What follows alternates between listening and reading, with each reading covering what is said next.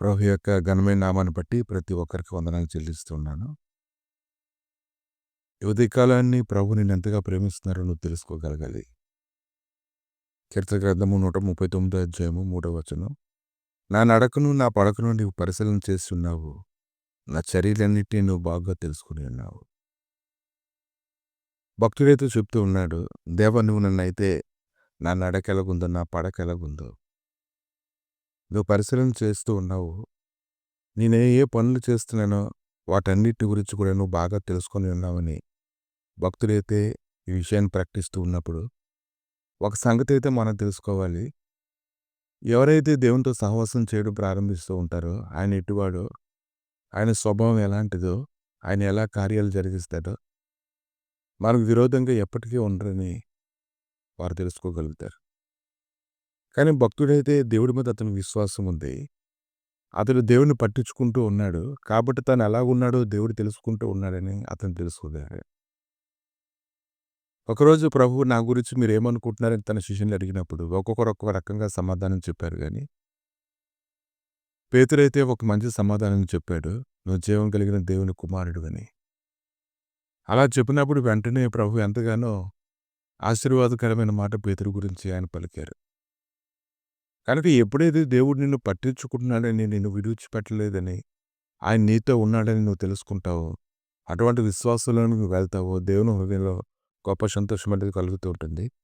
నీ హృదయం అయితే ఆయన చెప్పేటువంటి ప్రతి మాట వినడం ప్రారంభిస్తుంది. దాన్ని నువ్వు కాపాడుకొని స్థిరంగా ఆయనలో ఉండిన నీకెంతో మేలు.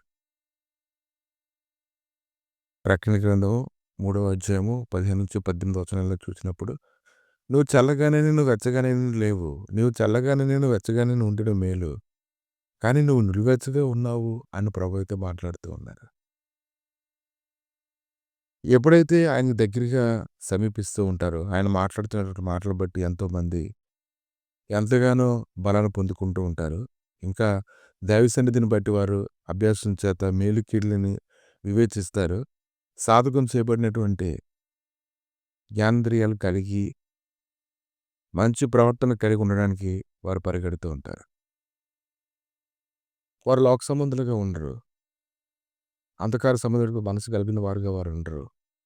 దేవుని వల్ల కలుగు జీవంలో నుంచి వారు బలంగా ఉండటానికి ప్రయాసపడుతూ ఉంటారు. కాబట్టి ఈరోజు దేవునితో నిజంగా సహవాసం చేసుకుంటున్నాము, సహవాసం కలిగి ఉన్నాము అనుకునేటువంటి వాళ్ళు తమ యొక్క ఆత్మీయ జీవితాన్ని కాపాడుకోవడంలోని ఎంతో జ్ఞానం కలిగినటువంటి వారుగా ఉంటారు. ప్రతి సమయంలో వారిని వారు పరిశీలన చేసుకుంటూ ఉంటారు. 2 కొరింథీయులకు రాసిన పత్రిక 13వ అధ్యాయము 5వ వచనం. మీరు విశ్వాసం గలవారు ఉన్నారో లేదో మిమ్మల్ని మీరే శోధించుకుని చూసుకోండి. మిమ్మల్ని మీరే పరీక్షించుకోండి.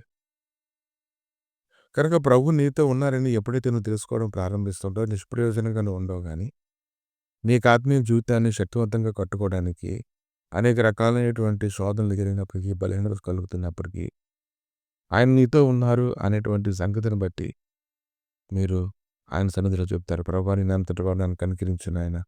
నేను అంతటి వాటిని దేవుడు నన్ను కనికరించు తండ్రి. అలా ప్రార్థన చేయడం మొదలు పెడుతూ ఉంటారు. యెహోషువ మోసే తర్వాత యెహోషువ తన జనాంగాన్ని నడిపిస్తూ ఉన్నప్పుడు దేవుడైతే తన వాగ్దానం చేశాడు. నువ్వు బ్రతుకు దినములన్నిటిలో ఏ మనుషుడు ఎదుట నిలవలేక ఉండునో నీకు తోడై ఉందును, నిన్ను విడువను, నిన్ను ఎడపాయను. యెహోషువ గ్రంథము 1వ అధ్యాయం 5వ వచనం. అలా ఎందుకు ఆయన చేయవలసి వచ్చింది? ఎవరి పాదాలు జారడం ఆయనకి ఇష్టం లేదు. బలహీనతలైనవి ఆవరించాలని దేవుడు కోరుకోవడం లేదు. హృదయంలో కృంగిపోవాలని ఎవరు కూడా అలా ఉండాలని దేవుడు కోరుకోవడం లేదు గాని. భక్తుడైతే చెప్తున్నాడు కీర్తన గ్రంథము 73వ అధ్యాయము 23-24 వచనాల్లో. అయినా నేను ఎల్లప్పుడూ నీ యొద్దనున్నాను. నా కుడి చెయ్యి నువ్వు పట్టుకొని ఉన్నావు. నీ ఆలోచన చేత నన్ను నడిపించదు. తర్వాత మహిమలో నీవు నన్ను చేర్చుకుందువు. కనుక ఈ ఉదయకాలం నువ్వు గుర్తించినట్లయితే దేవుడు నీతో ఉన్నాడని, నీ నడకని, నీ పడకని, సమస్తాన్ని పరిశీలన చేసినాడని ఎప్పుడైతే నీ గ్రహింపు ఉంటుందో నీకు నచ్చినట్టుగా నువ్వు పరుగులెత్తావు. నీ కన్నులు తెరవబడితే నీ హృదయం మండించడం ప్రారంభమవుతుంది. ఉదయకాలాన్ని అటువంటి నడిపింపు నీకు ఉండాలని ప్రభు అయితే కోరుకుంటూ ఉన్నారు. కనుక ఈరోజు లేఖనాలు వింటున్నటువంటి ప్రతి ఒక్కరూ కూడా దేవుడు తమతో ఉన్నాడని, తమను నడిపిస్తున్నాడని ఎరిగి ధైర్యం కలిగి పరుగులెత్తినట్లయితే గొప్ప కార్యాలు వారి జీవితంలో వారు చూడగలుగుతారు. గొప్ప క్షేమాభివృద్ధి కలుగుతుంది. ఆమె ప్రభా ఇదిగో తండ్రి ఉదయకాలాన్ని నీ గాయపడిన హస్తాలకు అప్పగించుకొని స్తుతిస్తుండగా ఉదయాన్నే మీరు మాతో ఉన్నారని నడిపిస్తున్నారని నీ శాశ్వతమైన కృప మాకు తోడుగా ఉంచామని నాయనని ప్రయోజుకుంటుండగా మీరే నడిపించమని మీరే కృప చూపి సమాధానం మరుగుతించమని మీ శాశ్వతమైన నీతిని ప్రభావ మాకు కనపరిచి బలపరుస్తుండగా నాయన అది గొప్పదిగా ఎంచుకోవడానికి కావాల్సిన భాగ్యాన్ని దయచేయమని యేసుక్రీస్తు నామములు అడిగి వేడుకుంటున్నాము తండ్రి. ఆమె